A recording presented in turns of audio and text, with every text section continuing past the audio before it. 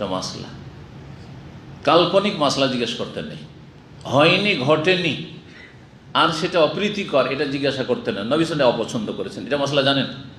কিন্তু অনেকে এরকম জিজ্ঞাসা করেন, কিছু হয়নি, আপনার বাড়িতে কোনো তালাক টালাক হয়নি, আপনারও হয়নি, আপনার ভাই বোনেরও হয়নি, আর আপনার বাপ মারও হয়নি, খামাখাতে যেন ধরেন যদি শেখ তালাক হয়ে যায় আর কেউ যদি 3 তালাক দিয়ে দেয় তো তার সমাধান কি? এগুলো ভালো জিনিস না। এখন এই তালাকের মশলা, ফরজি মশলা যেটাকে বলে, সাপোজ ধরে নেন, এই ধরে নেন মশলা জিজ্ঞাসা করা আপনাদের জন্য ঠিক নয়। সমস্যার সম্মুখীন হলে সাথে সাথে জিজ্ঞাসা করেন, আপনি লেট করবেন না। যেমন আপনি ওমরা যাচ্ছেন, ওমরা যাওয়ার আগে অবশ্যই ওমরা সম্পর্কে যেভাবে হোক না কেন, কথা বোঝা গেছে না? বিশেষ করে অপ্রীতিকর যেগুলো পছন্দনীয়, যেগুলোতে কোনো খারাপ দিক নেই, বরং জানলে আরও ভালো। সাধারণ যেসব এলম আছে দিনের, হয় ফরজ জানা, ফরজে আইন, আর না হলে ফরজে কেফায়া, সুন্নাত মুস্তাহাব, সকলের জন্য সুন্নাত মুস্তাহাব। বাকি যেসব অপছন্দনীয় বিষয়, এইরকম অঘটন কেউ চায় না যে তার হোক, তার পরিবারের কারো হোক, তার প্রিয়জনের হোক, সেই রকমের প্রশ্ন ধরে নেন বলে জিজ্ঞাসা করা, এটা অপছন্দনীয়। এবার বুঝতে পারছেন না? কেউ যদি জিজ্ঞাসা করে, ভালো চলছে মাশাআল্লাহ স্ত্রীর সাথে, শেখ একটা মাসলা জিজ্ঞাসা করবো, যদি কারো স্ত্রী পরকীয়া প্রেমে লিপ্ত হয় তাহলে কি হবে, কি করতে হবে?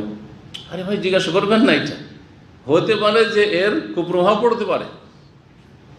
এইরকমই হয়েছিল এক সাহাবী, গটে এমনি এসেছে করছে, আর তারা জলান, আচ্ছা বলেন তো, একটা লোক দেখছে তার বাড়িতে ঢুকছে, দেখছে তার স্ত্রীর কাছে বেগান একটা পুরুষ আছে, তো কি করবে? তাকে সাথে সাথে খুন করা তার জন্য জায়েজ কিনা?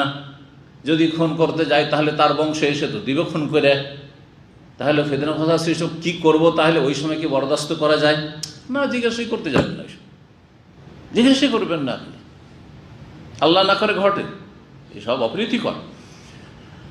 তো সাহেল বিন সাদ বলছেন যে জনৈক ব্যক্তি, ওই ব্যক্তির ঘটনার নাম কিন্তু বলেনি, ওই লোকের কথা বলছিলাম, জিজ্ঞাসা করে নিয়েছে, আর তারপরে বাড়ি গেছে দেখে আসলে ওই রকমই যেমনটা জিজ্ঞাসা করেছে তেমনই বাড়িতে, আল্লাহু আকবার, তেমনই দেখছে।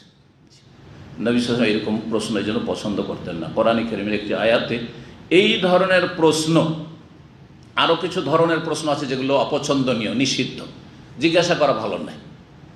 কোন ওস্তাদকে আটকানোর জন্য, পরীক্ষা করার জন্য, টেস্ট করার জন্য কিছু লোক আছে আজকাল, বা ফেসবুকে একটু লড়ানোর জন্য, যে একজন তো বলেছে এইরকম, তো ওনাকে জিজ্ঞেস করে দেখি কি বলে।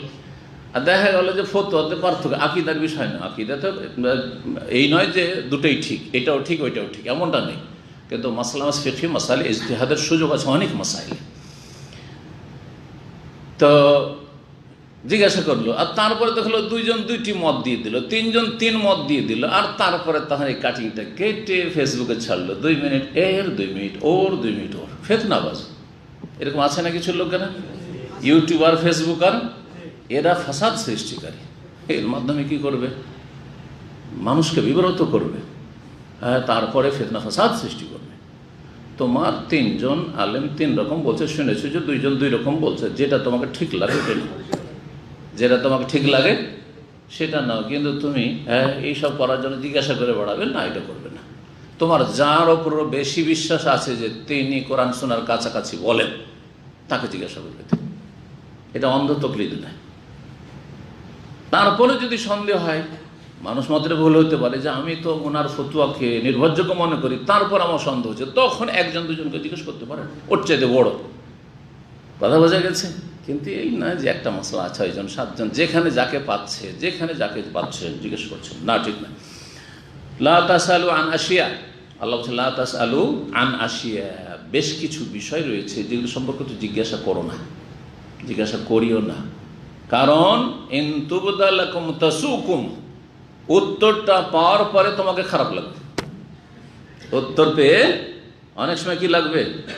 খারাপ লাগবে। এই জন্য বেশি বাড়াবাড়ি করে প্রশ্ন করতে নেই। আপনি এমনি অবৈধ আছেন, আর একটা উদাহরণ, এমনি আপনি কি আছেন, একামার নাই বা একাম এক্সপায়ার হয়ে গেছে, অথবা আপনার একামা আছে কিন্তু বাইরে একটা টুকটুকিটাই কাজ করছেন, আর জিজ্ঞাসা করেছেন যে শেখ যদি কেউ বাইরে কাজ করে তো তার কাজ করা জায়েজ কিনা, আমি জায়েজ করবো নাকি? নাজায়েজ নাজায়েজ জানে নিলেন আমার কাছে, আর তারপরে আমল শুধরাইলেন না কেন? তাহলে ছাড়েন এখনই কাজ, পার্ট টাইম করা ছাড়েন বাইরে। কথা বোঝা গেছে? বোঝা গেছে কি না? তারপরে শুধু তাই নাই যে এটা সরকার আইন বিরোধী কাজ, মুসলিম সরকার আনুগত্য করতে হবে বৈধ কাজে, তারা বৃহৎ স্বার্থে এসব আইন তৈরি করেছে, এ বলা তো ক্ষান্ত হয় না, নাজায়েজ শুনেও ক্ষান্ত হয় না। আচ্ছা, তার রুজি হালাল হবে কিনা? আচ্ছা, যদি বলে দেয় কোনো মুফতি যে রুজি তোমার হারাম, তারপরে তোমার এই রুজি নেওয়া জায়েজ, কেন জিজ্ঞেস করলে তুমি? তাহলে আগে থেকে আমি যাবোই না ওইসব কাজে, যেখানে আমার সন্দেহ লাগছে যাবো না, আর না হলে বেশি জিজ্ঞাসা করে বেড়াবো না। অনেক উদাহরণ আছে, কথা লম্বা করলে আমার হাদিসের ক্লাস